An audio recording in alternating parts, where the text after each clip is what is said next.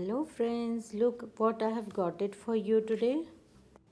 Friends, these are the washi tapes. I made it myself and I really found it very cool idea, so that is the reason why I have made this video for you all today. Let me show you a few patterns I have created for you. Here is a script pattern I have created. Isn't it lovely? This one is I have done it with the vintage key patterns. This one is done with the honeycomb pattern. One more cool print with the watches. Here is a number pattern. And now let me just show you how you can use it on your art journal pages or on any of your project. You can simply tear the size you want to have it on your project. Just remove the backing tape the same way how you are removing the ordinary washi tape available in the market, and you can simply stick it horizontally or vertically like this on your project. So let's just start quickly, and for that we'll be needing this ordinary printer paper. I'm also going to use some archival and distress oxide inks. So grab your stamps, whatever stamps you are having in your stash. There is no particular stamp that you need to have it. So let's just start quickly without wasting any more time. And now the last and the most important thing you need to have it to create this washi tape is this paper tape. It's just an ordinary two-sided paper tape which is available in the market with the different sizes. Right now I'm using 1-inch paper tape. Now what am I going to do? I'm just going to stick this tape on the printer paper simply like this, and I'll just repeat the same thing. I'll stick it parallelly on the printer paper. Friends, this time I have come up with this video just to share the concept. So I'm not going to go for any kind of perfection.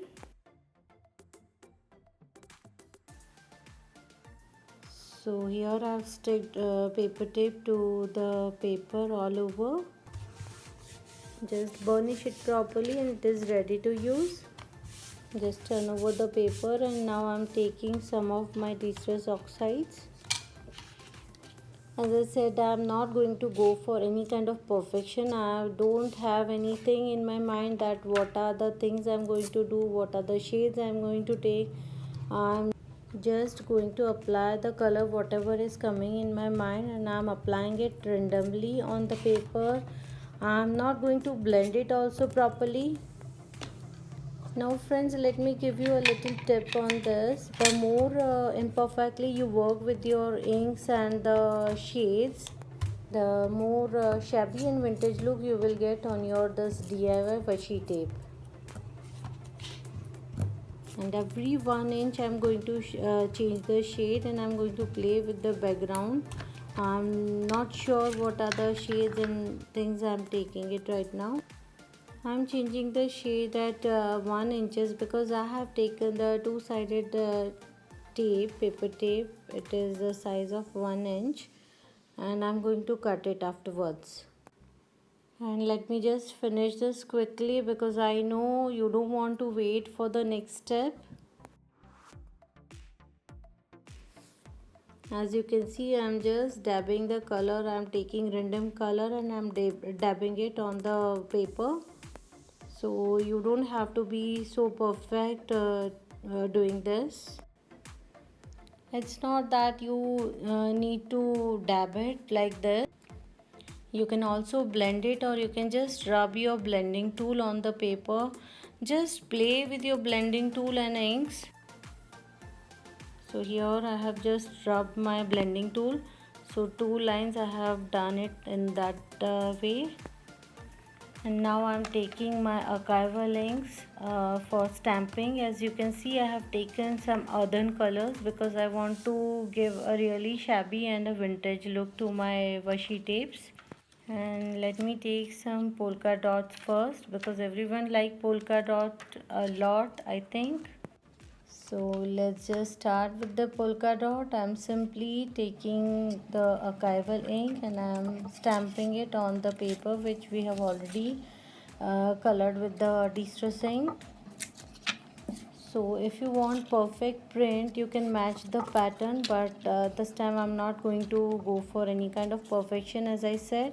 So simply I'm just simply stamping it at randomly. I'm not matching any kind of pattern, but you can definitely match the pattern.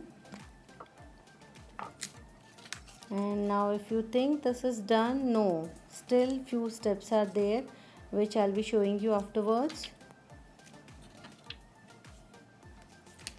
Let me take some other stamp, and this time I'm taking this script stamp, and this way I'll cover the whole paper by stamping with the different stamps. And I'm going to change the pattern on every 1-inch part of the paper because I have used 1-inch paper tape, two-sided paper tape. So let me just stamp it quickly on all over the paper with the different stamps. Here is a key stamp, and now I'm going to use this vintage train stamp on this.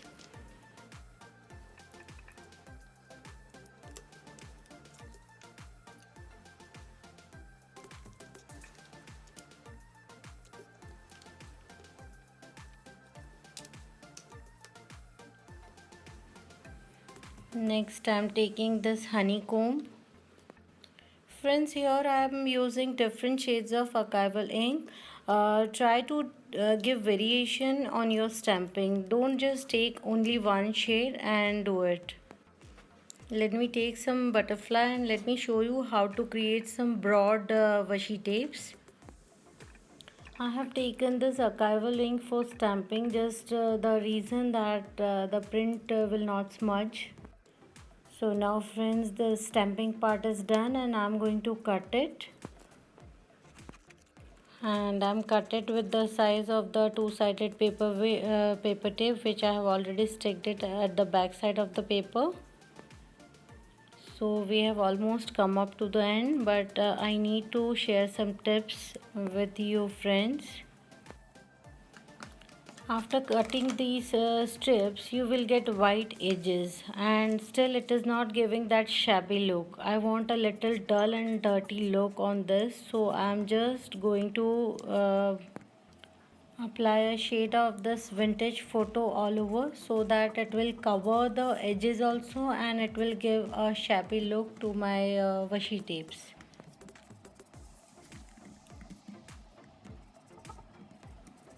So let me just quickly finish with all my stripes which I have created. To create this broad washi tape, what I have done, I have taken 2 stripes of this 1-inch paper tape and then I have stamped it.